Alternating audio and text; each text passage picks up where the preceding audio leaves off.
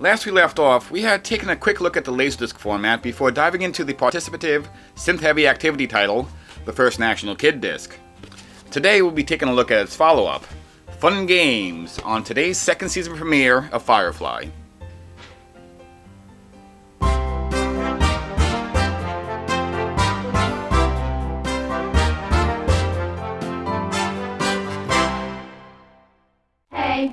Hey you, tell me what you're doing now, looking for something new. Come with us and we'll show you how to have fun and games. Optical Programming Associates, enjoying adulation from their peers in the form of a Grammy nomination for the first National Kid Disc, could have very well called it a day. But instead they took another stab at preteen entertainment, this time teaming up with Scholastic Productions. With twice the running time and the help of a few celebrities, Fun and Games would be released in 1982. Whereas Kid Disc was presided over by a magician and a befuddled gorilla, Fun and Games would find its reins handed over to a group of enthusiastic children, one of whom would unwittingly serve as my YouTube channel icon. And once again, a quick overview of how to utilize the special Laserdisc features is provided, this time via yellow sweatshirts. And before I forget, we once again have an insert to go with the Laserdisc, but this time it actually does help out a bit as it contains some useful information, like frame numbers, for easier access to specific parts of the disc.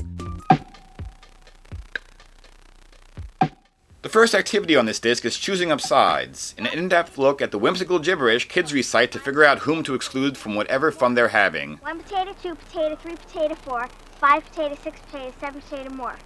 There are 2 audio tracks here. Audio track 1 has them reciting the rhymes in English, while audio track 2 samples some of them in other languages, should an international game of kickball ever break out. Tongue twisters. I'm sure I'll be good at those. Hi, I'm Bill Murray. Hi, Bill Murray. Why are you here?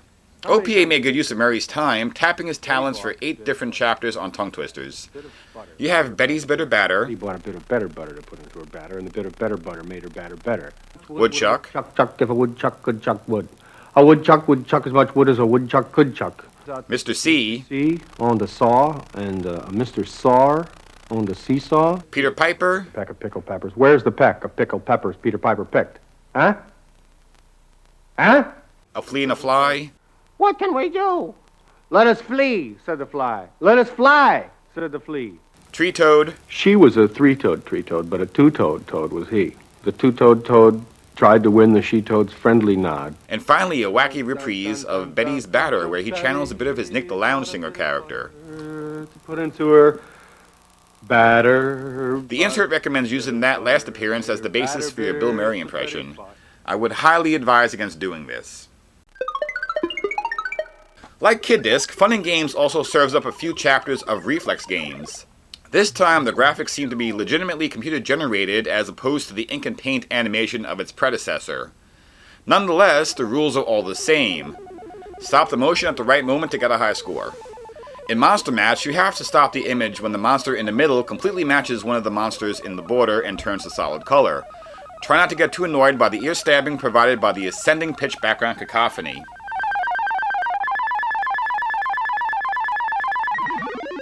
On the Rise features a pair of stick figures continuously hitting one of those carnival strength testing contraptions.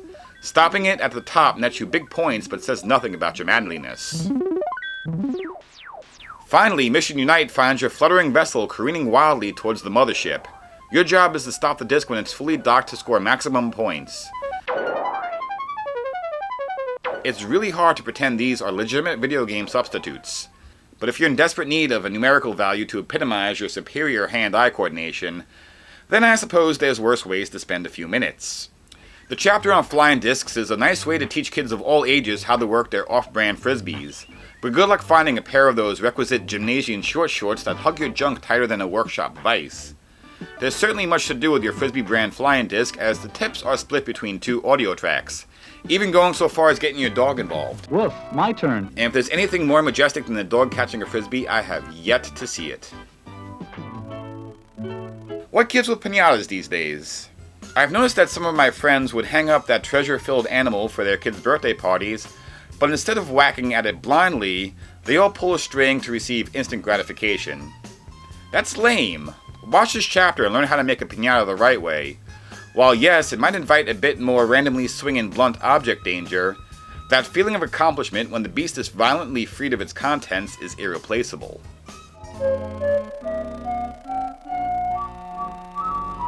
Come with me on the journey of the circle.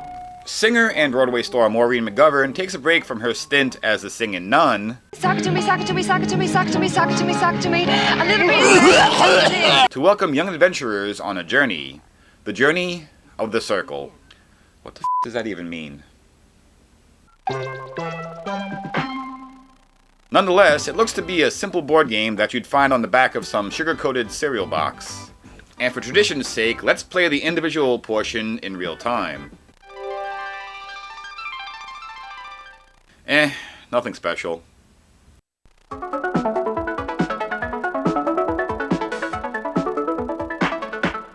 Have you ever wanted to make hand shadows on the wall, but you were afraid that you just... Bill Murray's back, ready to introduce you to a lesson on making hand shadows, a pastime that adds levity to that brief period between when the projector is turned on and the presentation begins. Meadowlark Lemon, this is like the Hollywood squares of Laserdiscs minus the zingers. Anyway, you'll notice that Meadowlark is not in his Globetrotters garb, as by this point in his career, he would be active with the Buccaneers, the first of a handful of Harlem Globetrotter imitation teams. I call them faux trotters. He shows off his patented basketball hijinks for a half minute or so, until the Fun and Games Pep Squad shows up, at which point anything interesting suddenly stops happening. Outside of this video, and possibly some old Hal Roach shorts, I have never seen any kid ever play with marbles, but yet everyone had them, at least a bag if not more. This chapter is useful if you're hankering to put those cat's eyes collecting dust in your drawer to work. At the end there's a quiz where you're challenged to identify all the different types of marbles.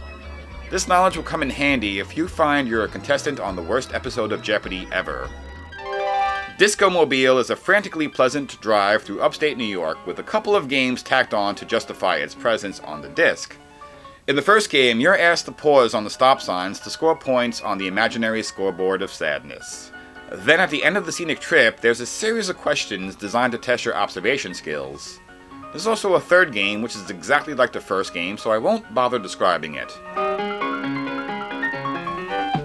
Moving on to the horror portion of this disc, we have puppets. The step-by-step instructions on how to make your own little hand friends are all fine and good, but it's the random split-second shots of sinister-looking marionettes that will send Sergeant Shivers and his troops marching down your spine. If you want to be that guy at your next poker game, be sure to spend some time with card shuffles. While it's kinda neat, I half expect that many attempts to emulate these tricks will end up in a spontaneous game of 52 pickup. Moving the cards from back. No need to replace this disc with some high-budget, explosion-laden, thrill-a-minute Hollywood action ride.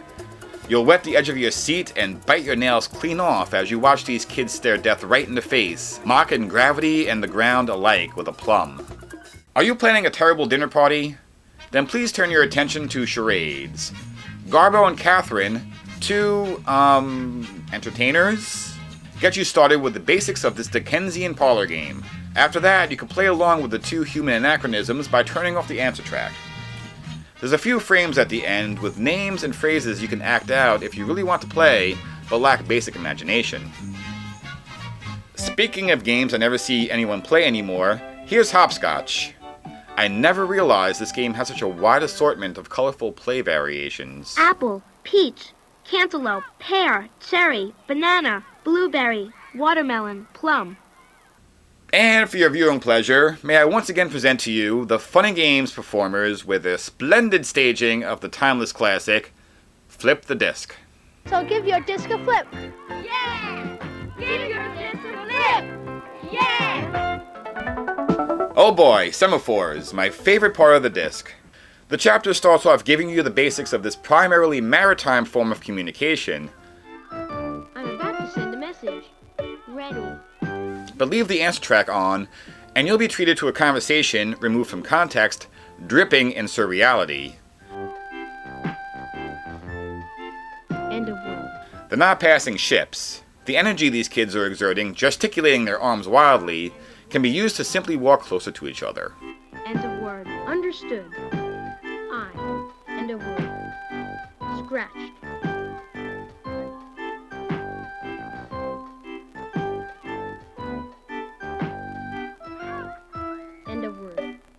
End of mystery. Weirdos. Next up, F&G introduces you to the yo-yo, the toy that all of us got at one time or another but never knew what to do with, save for tangling the string up beyond repair. Actually, I used to be fairly decent at the most basic of yo-yo tricks, until I smacked myself square in the head with a rather hefty Duncan butterfly model. I am a pretty little Dutch girl, as pretty can be.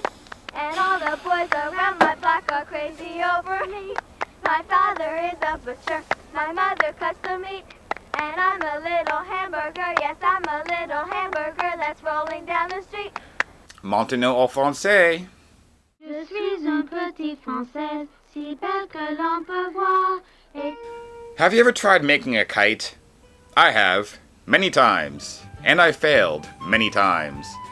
It may have something to do with having to obtain wooden dowels, glue, and razor blades, and by that point, it was just easier to purchase a real kite with my allowance money, and that store-bought one wouldn't fly either.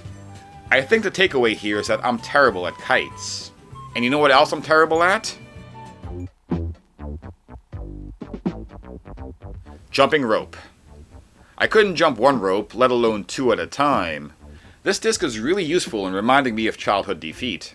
Although at the time of this disc's release, I was not allowed to ride the double Dutch bus by myself anyway. Get on the bus, pay your fare, then tell the driver that you're going to a double Dutch affair.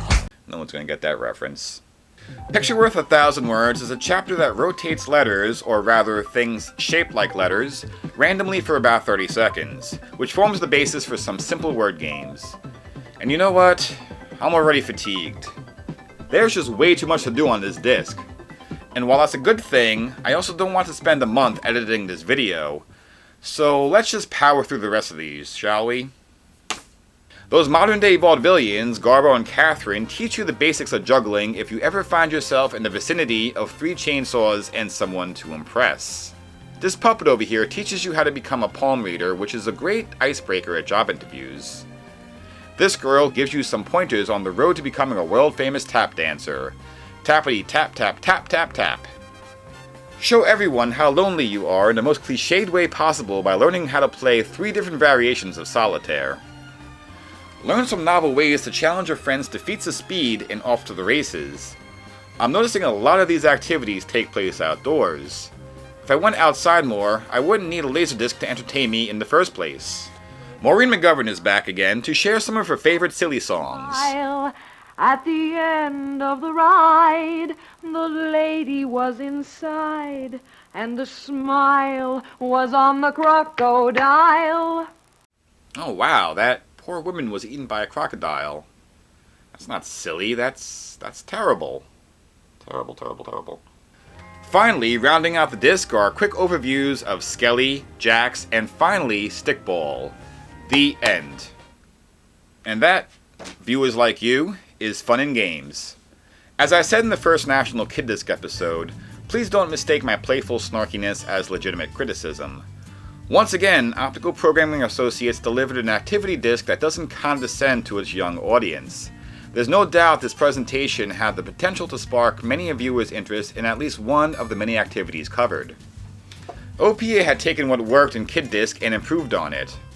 The production values are much tighter with better visuals.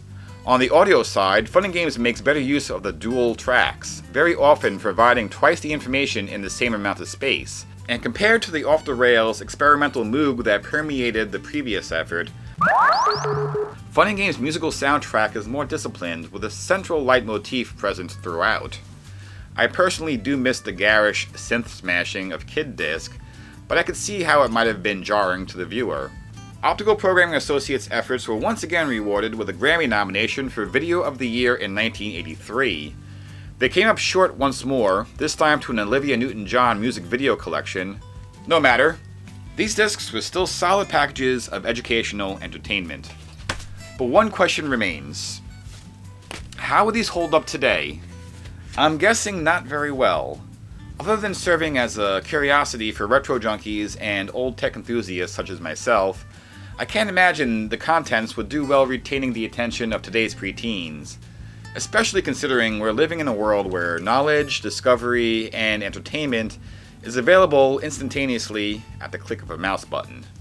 I'm Dave and this is TeeVee Games. If you've enjoyed this video, please consider liking, commenting, and above all else, subscribing. Hope to see you back here next time.